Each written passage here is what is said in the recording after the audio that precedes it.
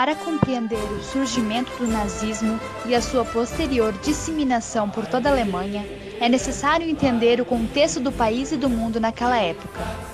Após a Primeira Guerra, a Europa viveu uma época em que se delineava uma grande crise social, política e também econômica.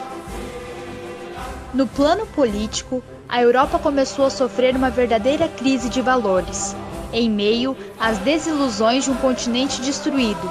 O comunismo, fascismo e nazismo começaram a atrair boa parte da população. Os tratados que deram fim à Primeira Guerra implantaram um sentimento de ódio e vingança, que algumas décadas mais tarde prepararam o palco de uma nova guerra. Mas afinal, o que é o nazismo? O nazismo nada mais é do que um regime totalitário de ideologia fascista encabeçado pelo Partido Nazista na Alemanha, durante os anos de 1933 a 1945.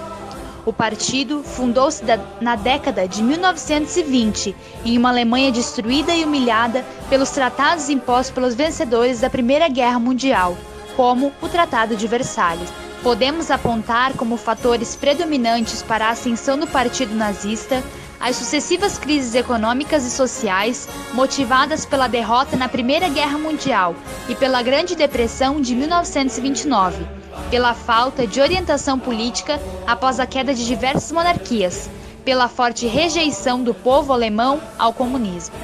A reorganização política da Alemanha após a Primeira Guerra ficou conhecida como a República de Weimar, onde foi elaborada a Constituição que deu as novas diretrizes políticas ao país e se articulou o nazismo.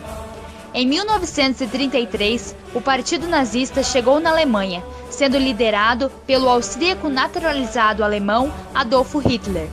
Os nazistas buscaram uma terceira via para governar seu país. A Alemanha nazista foi a grande responsável pelo surgimento da Segunda Guerra Mundial.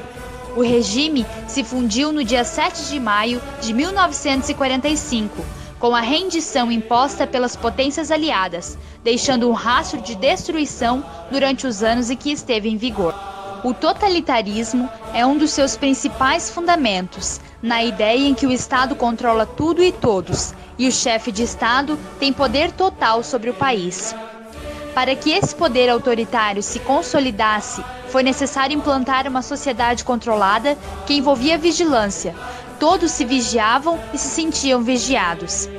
O nacionalismo extremo também teve grande importância para esse controle. A ideia de que havia um poderoso inimigo externo tornou-se um ótimo argumento para unir a sociedade em prol da causa em comum. A base da defesa nazista era a supervalorização da nação e a imagem de Adolf Hitler como materializador dos desejos coletivos. Esse sistema foi violentamente racista. Foram inúmeras experiências para apurar a raça alemã, leis proibindo o casamento entre arianos e indivíduos de outras etnias, prática de eutanásia para crianças com enfermidades mentais ou degenerações físicas, e o massacre do Holocausto, motivado pelo intenso antissemitismo. O Holocausto representou o extermínio em massa que ocorreu durante o nazismo na Alemanha, o qual matou cerca de 6 milhões de judeus nos campos de concentração. Os campos de concentração representam os locais onde eram exterminadas as pessoas que para Hitler eram considerados de raça inferior, onde eram mortos nas instalações de gás, especialmente criadas para aquele fim. Todo o sistema educacional deve ter como objetivo dar às crianças de nosso povo a certeza de que são absolutamente superiores aos outros povos.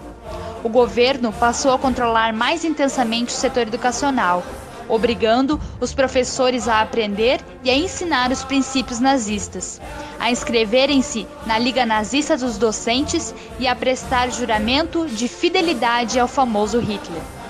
Além das escolas, a doutrina nazista era difundida por meio de diversas associações educativas, como a Juventude Hitlerista, que organizava entre os jovens alemães diversas competições esportivas, reuniões políticas e exercícios de preparação para a guerra. Assim que conseguiram acabar com a democracia,